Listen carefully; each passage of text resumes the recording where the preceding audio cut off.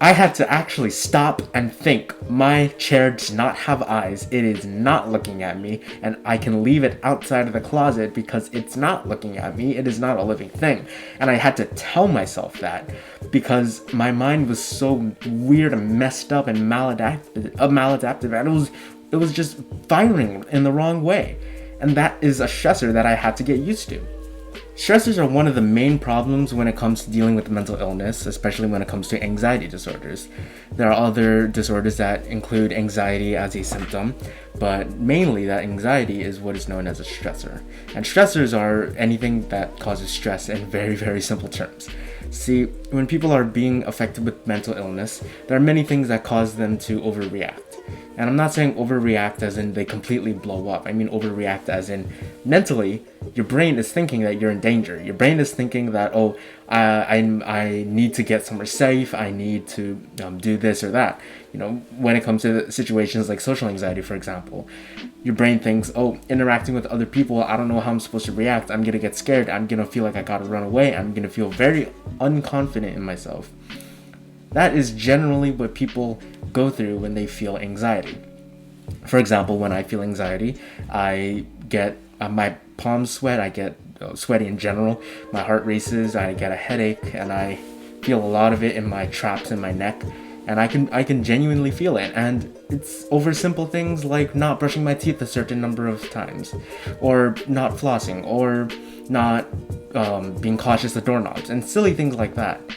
Also with my schizophrenic disorder, I experience paranoia, where I feel like people are watching me, where I get obsessive over cleaning, where I get obsessive over making sure that there aren't any cameras in my room. That's a big, big stressor. But the main thing that stressors are is a misfiring in your brain. Your brain isn't supposed to acknowledge every little thing as a stressor. But that's what it does, especially in my mental illness. It identifies things that don't matter and makes them stressors. What are some examples? Exactly what I just told you about not washing my hands a certain number of times or brushing my teeth a certain number of times. Not having enough caution around doorknobs. Literally just today, I was pouring alcohol all over the doorknob just because I was anxious. You see, stressors are something that often cause people to act in some ways, in some people's views, irrational. And I'm not going to say it's not irrational, because the very fact that you have anxiety about interacting with other people is irrational. It's not normal, but it's something that a lot of people live with. And it's become normal, and people try to normalize it when it shouldn't be normal. We should be able to have confidence in our ability to talk with other people, to interact with other people. After all, humans are social creatures. When it comes to interacting with people, I'm not that good with interacting with people, but I acknowledge the fact that my inability to interact with people is completely born of my own life choices. And I think that's what people need to learn, because it's like, if you don't expose yourself, this is a strategy when it comes to anxiety: exposure therapy. Exposure therapy is where you expose yourself to a stressor over and over and over again until you get used to it. A lot of the time, stressors are irrational. I know for me in particular, this chair that I'm sitting on right now, I used to be afraid that the chair was looking at me while I slept, so I put it in my closet.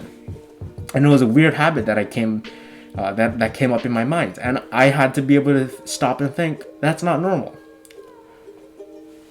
I had to actually stop and think. My chair does not have eyes. It is not looking at me, and I can leave it outside of the closet because it's not looking at me. It is not a living thing.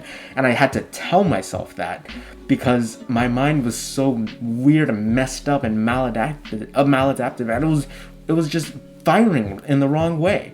And that is a stressor that I had to get used to. When it comes to stressors, a lot of the time exposure therapy can help you a lot. But it's not always the answer. There are certain situations where exposing yourself to whatever stressor it is dangerous. Whether that stressor would be suicidal thoughts or suicidal ideation, that kind of stuff can really stress a person out, and it serves as a big stressor. And exposure therapy isn't necessarily a good idea to apply to suicidal thoughts. But I'd say those kinds of situations, you gotta learn coping skills. And that's something that I like to talk about a lot on this channel, coping skills. And when it comes to struggling with anxiety, there are sometimes times when people don't know how to cope. And it leads to other things like imposter syndrome, where you feel like you don't deserve to be where you are in life, in very simple terms. They can lead to other things like it escapes my mind, but regardless, anxiety is a very big reaction to a insignificant problem. You know, it's not always going to be insignificant. A lot of the time it is, especially with everyday people, but there are extremes, like suicidal thoughts and stuff like that I mentioned before. There's also disassociation, where a person feels like they're watching their life through a movie, for example, where they feel like they're not actually living their lives. And that is irrational as well. And it's something that I think a lot of people need to learn, because when you face these kinds of things, it's important to learn coping skills. It's important to take certain aspects of your life and slowly learn how to deal with them as time goes on. It's not going to be fast, okay? It took me months before I could let my chair out of my closet, right? It took me months in order to differentiate, yeah, I'm not going to be kidnapped and taken to the moon. That's just part of schizophrenic disorders, schizophrenic delusions. It took me months to overcome that anxiety. But through exposure therapy and through coping mechanisms, I got to where I am now. Now I'm a mental health advocate on YouTube with over 300 subscribers. Like, holy crap, how the hell did that shit happen? But yeah, if you're ever feeling a stressor, just know that you don't have to attack it all at once. You can do it in little steps. Even if it's 3 steps forward, 1 step back. You just keep moving forward. And if you really struggle with something serious, something very, very serious, like suicide attempts, then I'd say maybe take steps towards learning how to cope, right? Because coping mechanisms isn't gonna make your problem go away, but it's gonna help you get through the problem, if that makes any sense.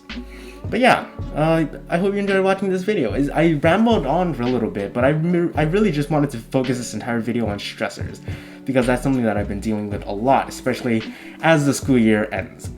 Anyway, so I hope all of you pass your finals. I hope all of you have a good day. And if you're in an emergency, I have emergency links down below. If you want to DM me, my stuff's also, my ads and stuff is down there as well. And I'll catch you in the next one. Ahoy ho, malama pono.